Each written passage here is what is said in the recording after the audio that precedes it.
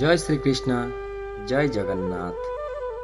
प्रथम अध्याय अर्जुन विषाद योग श्लोक 14, 15, 16।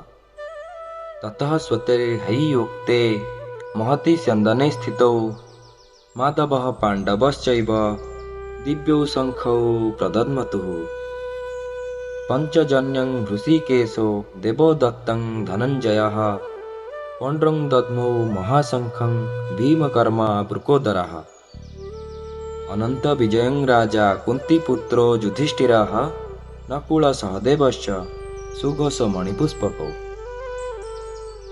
अनुवाद।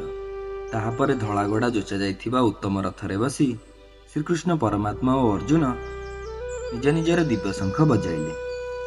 श्रीकृष्ण परमात्मा पंचजन्य नामक, अर्जुन देवदत्त नामक एवं भयानक कर्मसाधनकारी भीमसेन पौंड्र नामक महाशंख बजाइले। कुंतीपुत्र राजा युधिष्ठिर अनंत विजय नामक एवं नकुल और सहदेव यथाक्रमे सुघोष और मणिपुष्पक नामक शंख बजाइले। विषय वस्तु।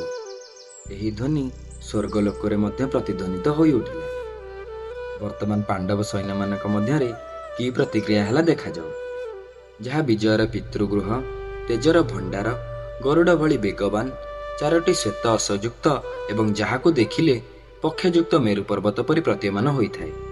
ସେହି रथ चतुर्दिगକୁ उज्ज्वल तेज द्वारा परिपूर्ण करी सेठारे शोभा पाइबा लक्ष्य करागला। ଯେଉଁ ରଥର ଅଶ୍ୱଚାଳକ ସ୍ୱୟଂ ବୈକୁଣ୍ଠାଧିପତି ହୃଷିକେଶ ଶ୍ରୀକୃଷ୍ଣ, ସେ ରଥର କ'ଣ ବା ବର୍ଣ୍ଣନା କରିବି। ଧ୍ୱଜସ୍ତମ୍ଭ ଉପରେ ରହିଛନ୍ତି ଶଙ୍କରଙ୍କ ଅବତାର ମାରୁତି। ଅର୍ଜୁନଙ୍କ ସାରଥୀ ସାଙ୍ଗଧର ସ୍ୱୟଂ ବିଷ୍ଣୁ।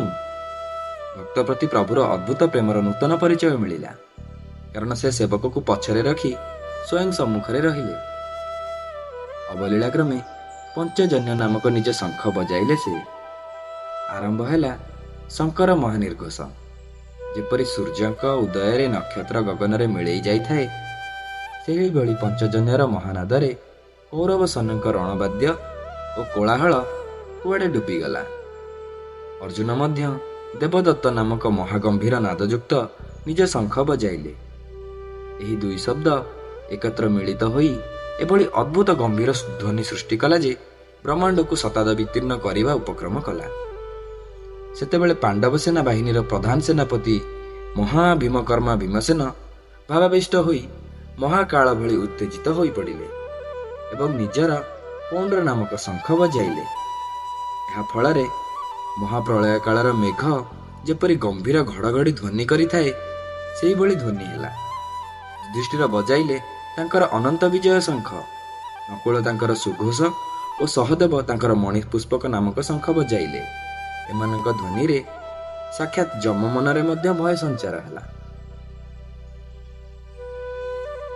ଯଦି ଆମ ଭିଡ଼ିଓଟି ଆପଣଙ୍କୁ ଭଲ ଲାଗିଥାଏ, ତେବେ ଲାଇକ୍, ସେୟାର, ସବସ୍କ୍ରାଇବ୍ କରିବାକୁ ଜମା ବି ଭୁଲିବେନି। ଜୟ ଶ୍ରୀକୃଷ୍ଣ ଜୟ ଜଗନ୍ନାଥ।